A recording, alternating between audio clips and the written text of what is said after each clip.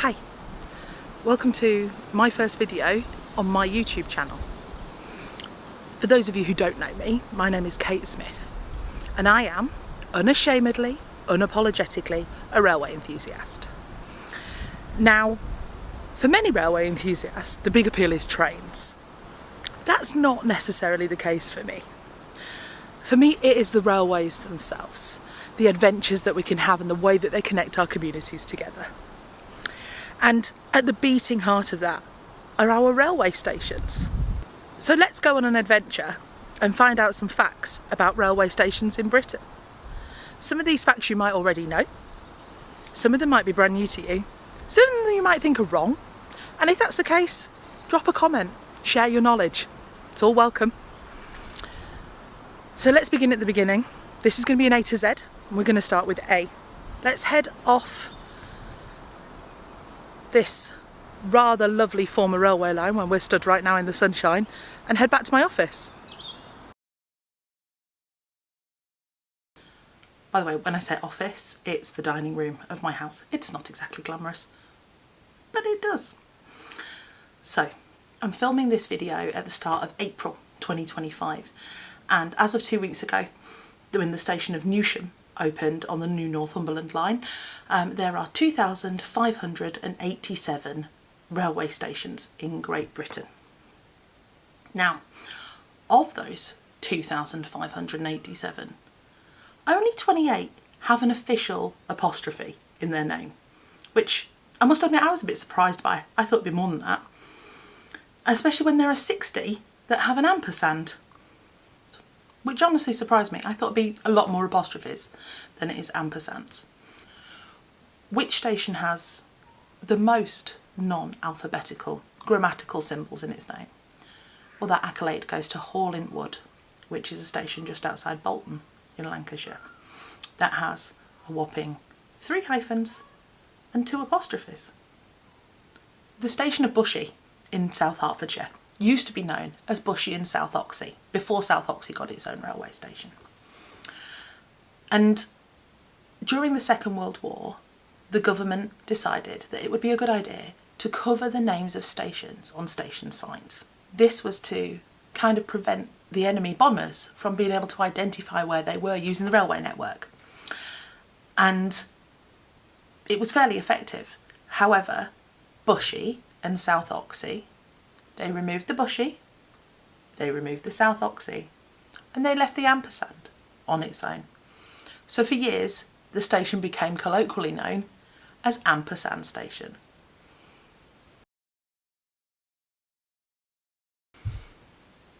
Have you ever wondered where the longest railway bench in the world is? No, I haven't either. But if you've ever tried to shelter from the bitter North Sea winds on Scarborough Station, you may well have actually sat on it. There is a bench on Scarborough Station that claims to be the longest railway bench in the world. I don't know if anyone's ever actually cared to verify that, but it's a whopping 139 metres long, which is the equivalent of 12 double-decker buses. And as you know, we love to measure things in a double-decker bus. As far as I know, there's only one station in Britain that stretches across 2 countries, and that's Knighton on the Heart of Wales line. So it's in Shropshire in England, but also in the Welsh borders. The station itself, the buildings, the platform, the line, they're all in England, but the station car park's actually in Wales. I don't know if there are any more stations like that. If anyone knows of any, let me know in the comments.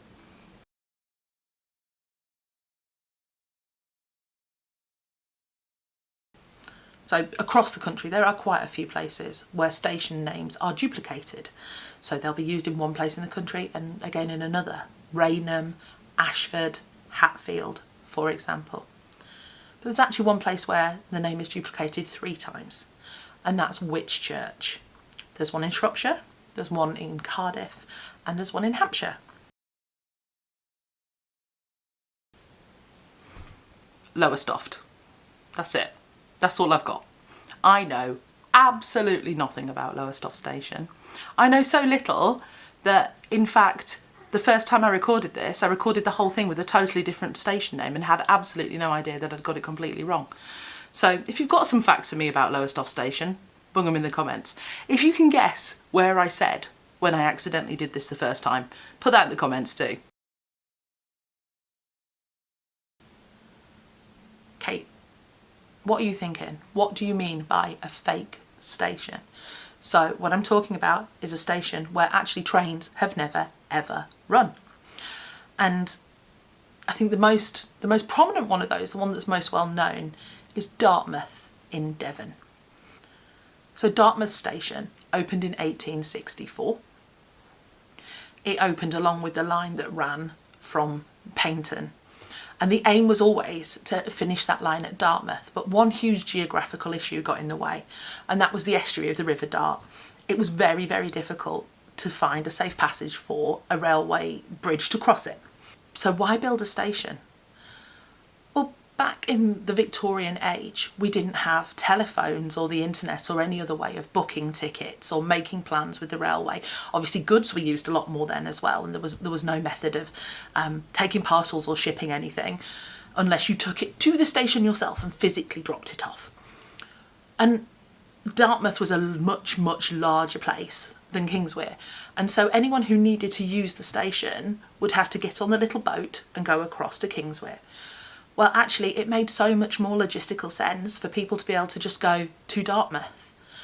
And so there was a booking office, there was a goods office, and people could go and sort out their railway business without actually having to take the ferry across. And that worked for years. And it must have been successful because 20 years after it opened, it was rebuilt when the quayside at Dartmouth was rearranged. The building's still there now. And actually, although it's now used as a restaurant, the little kiosk next to it is where you buy your tickets to then cross on the ferry and head over to Kingswear to go on the Heritage Railway line. I definitely recommend it. It's absolutely beautiful down there.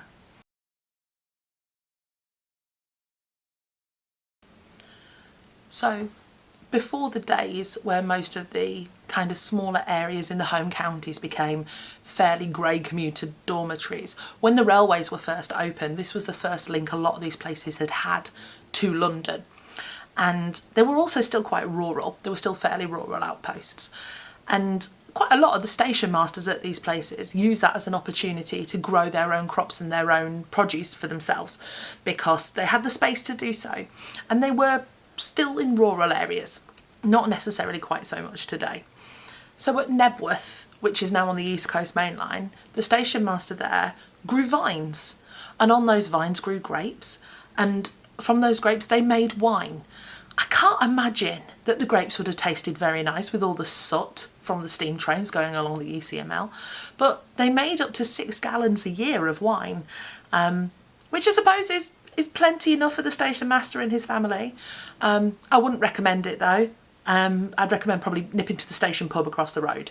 Probably going to get a much better drop in there than you would have done from station wine. It's well known that the highest station in Britain is Carraw, which stands 1,340 feet above sea level on the edge of Rannoch Moor in the middle of nowhere. Now, I'm not going to bang on about Carraw if I'm perfectly honest with you, because I feel that I can't do it the justice of people who've already been there and explored it. I haven't. It looks amazing, and it's somewhere that I absolutely have on my list of places that I do want to go on an adventure at some point. Okay, so we've just mentioned how isolated Carraw is. It's 15 miles to the nearest main road, and so that is definitely the most isolated station in Britain. But what about other stations that aren't connected to a main road? How many of those are there on the British Railway network? At present, there are 10. There are 10 stations that aren't actually connected to a road.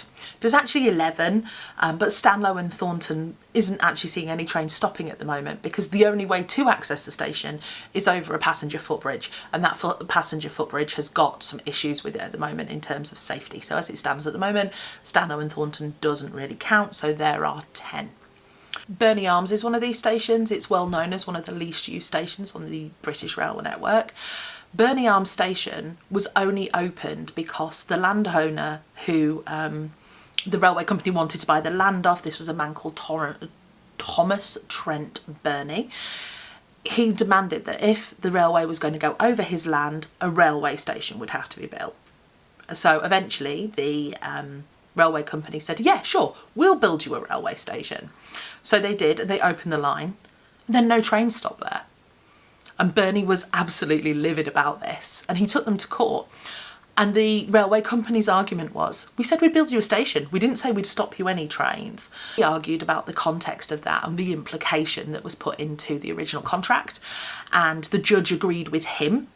And so as a result, trains have had to stop in perpetuity at Burnley Arms ever since, and will have to continue remaining to do so, even though it has one of the lowest passenger numbers in the country. Many of you will have heard of John Betjeman. Betjeman is a former poet laureate. He was a hater of Slough, and he was one of the most prominent literary figures of the 20th century in Britain. Many of you may also have heard of the fact that he was one of the founding members of the Victorian Society. The Victorian Society being a group of people interested in the preservation of 19th century architecture. And many of you will already know that the Victorian Society was absolutely prominent in saving St Pancras Station in central London, which was kind of scheduled to meet the same sort of fate as Euston. But did you know that John Betjeman and the Victorian Society were also responsible for saving one of London's best railway waiting rooms? So if you go and visit Blackfriars Station today, it's a really, really cool station. It's been redesigned so that you can access the station from both the north and the south banks of the Thames. It's light, it's bright, it's airy. But before that regeneration, Blackfriars wasn't really a very nice station. It wasn't really somewhere you'd kind of want to hang around. And so what you'd have to do if you wanted to stay at Blackfriars for any period of time was step outside the station, go slightly to the west, and you would find the Blackfriar pub. Now the Blackfriar pub is really unique. It's a very, very small angled building. Inside it's covered in friezes depicting artwork of the Blackfriar monks who lived in that area in the 1300s. It's quirky, it's different. And unfortunately in the 1960s it was scheduled for demolition as part of a regeneration of that area. Well, in steps our hero, John Betjeman, and his Victorian Society, and they started a letter writing campaign, and the building was listed and it was saved for generations to come, so that we still have the absolutely gorgeous Blackfriar pub just outside Blackfriars Station. Definitely, in my opinion, one of the better station waiting rooms in London. Okay, we're on to K, and I must admit I'm really scraping the barrel here because I was really struggling to find some facts. So here we are. Here you have Kate's favourite stations. Kate's favourite station of all time is York. I'm a Yorkshire girl. It was not my local station growing up, but it was the one I always enjoyed visiting the most. And I think it just has so much fantastic history about it. And we'll come back and look at that again later. My favourite London terminal station, well, that varies depending what mood I'm in, between Marylebone, St Pancras and King's Cross. King's Cross for the memories, because being from Yorkshire, getting the train down to London when I was a kid, King's Cross was where we always got off. And it just had there was this magic moment when you stepped off that train at King's Cross, and, you know, growing up in the middle of nowhere in rural East Yorkshire and being in the big city, there was just this moment. And I still get that feeling now. If I get the train down to London and I go into King's Cross, I still get that moment of like, oh, I'm here. St Pancras I just absolutely love. I love the history that we've just talked about. And I'm a sucker for a champagne, so I must admit I do really, really like the champagne bar next to the Eurostar trains in St Pancras. And I just think that Marylebone is quirky. So, you know, I think it's a nice, quirky, underestimated station. So my favourite London terminus kind of varies from day to day to day. Well, for me, that's here. Welling North Station, which I think is just such a beautiful little station with so much to offer. But we're going to come back here because I'm afraid we've had too much fact fun for today, so this is going to have to be a two-parter. Thank you so much for coming on this first adventure with me. Please hit the like button, please subscribe, please do the notification bell thing to find out when we're coming back for yet more fact adventures. Thank you so much.